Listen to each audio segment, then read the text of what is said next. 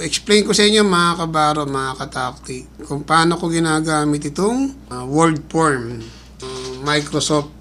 Yung iba ginagamit na kadalasan is Excel. Pero pagdating sa Crew Effects Declaration, etong ginagamit ko. Bakit po? Kasi nakaka-minimize ako ng pages. No, maximum ito, minsan 3 pages lang. Ayan po yung setup niya. Kung magta-type kayo dito, halimbawa ng declaration, let's say, yan, personal effects. Okay, yan. Ano na lang, kamang gamitin nyo. Hindi yung ano. Yan. Pwede din ang mga pagkakasunod-sunod. No? Pero pinapagawa ko na lang kay third mate. Ganyan na lang para mas less yung pages. Okay, let's say copyhin nyo to. No? Gusto nyo copyhin ito. Declaration, ilagay nyo rito. Yan. Pwede rin naman gusto nyo na ano, na sunod-sunod, ganyan. Okay. One mobile phone, clothing and personal effect. Pwede rin naman ganyan. Okay, yan. Mag-leave lang kayo isang space para maganda-gandang tingnan. Pwede rin ganyan. Pero, kung gusto nyo ma-minimize ang pages, yan. Kama lang ang gawin yung ano, separator. Okay, yan. Ganyan po. No? Then, ito, napapalitan din to. Yung name, nai-inputan yan. Yun. So, once halimbawa, ma-applyan nyo na to. Sample natin, ha. I-copy-paste natin to. Yan. Hanggang pang number. Yan. Number 19. Kung papansinin nyo to, ano lang, 2 pages lang. Di ba po? Ngayon, dito, medyo malaki ang spacing. No, sa second page. Pinakamaganda nito dito siguro. Dito mag-enter na lang kayo ni Kapitan. Diyan. Okay? So, magandang tingnan. Ganyan po. Let's say, napila pa nyo na. Okay?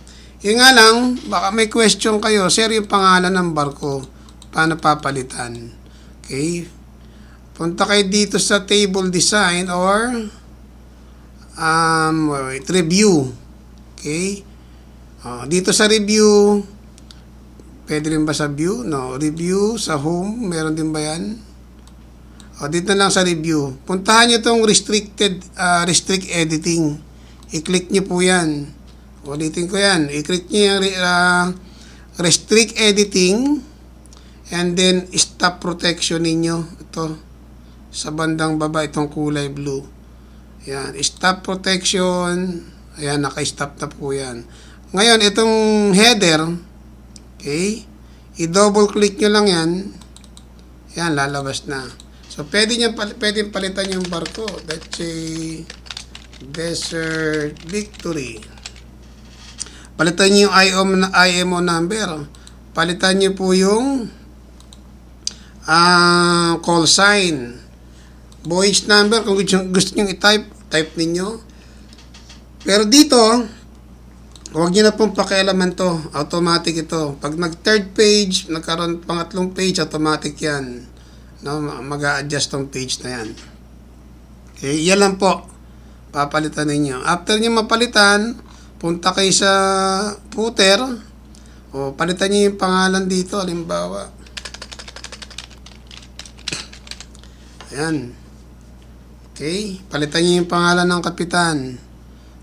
After nyo pong mapalitan yan, okay, double click ulit dito sa body.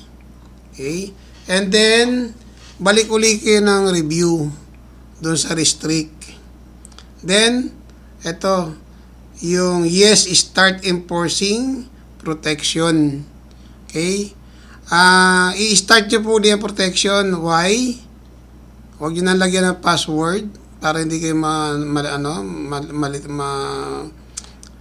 makalimutan. Yan. Kaya kailangan nyo ibalik uli yung protection para itong Visual Basic na yan, ito. Yan, magwo-work siya. Kasi mabubura ito, yung mga naka-shaded na yan. Mabubura yan kapag hindi po naka-protect. Yan, no? Yun lang po, pinaka-conflict lang dito. Tandaan nyo lang yun. Okay, anyway, i-upload natin to, itong tutorial. So yan, meron na po. No? Kung papansinin niyo, gagawin nating 3 page yan. Pansinin niyo, di ba, 2 of 2 yung page. Kung gagawin natin, let's say, 3 page, ayan o, naging 3 pages na siya o. Tama? Kasi lumampas na dito. Yung, ayan, lumampas na. Diba? Naging 3 of 3 na siya. Dito naman yung voice number, pwede nyo kamayin na lang dito. Kamayin na lang dito. Sulat kamay, pwede rin yan. Walang problema.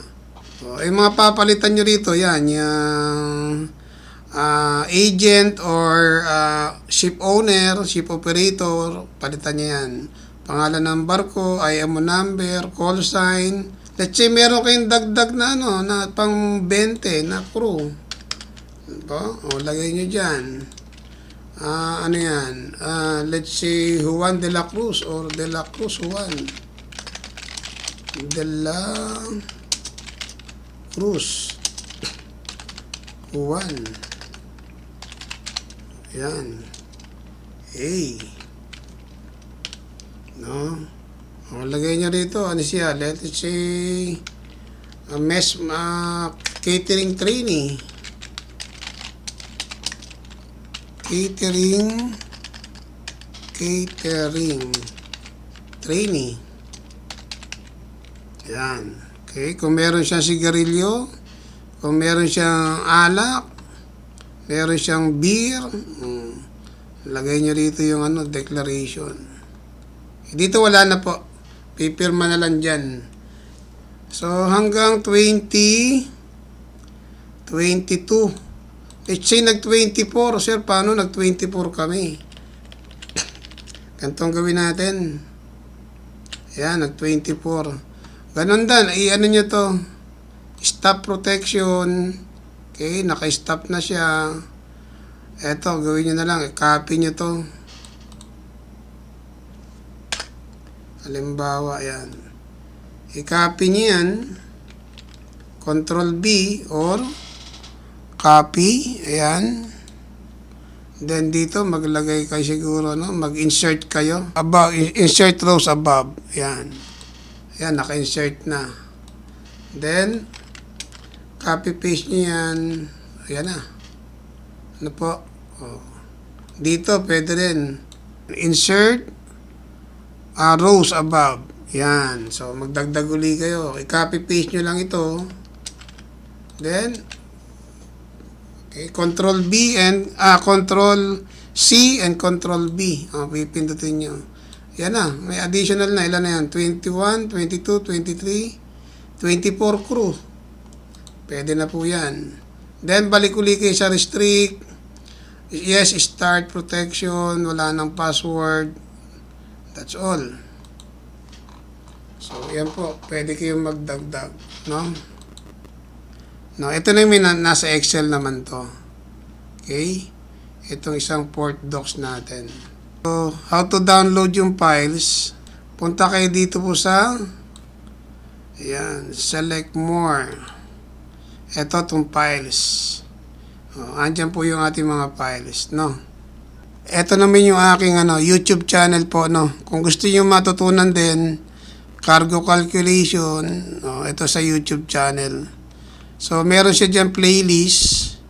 So, about tactic talk. Ito, cargo calculation. Yan.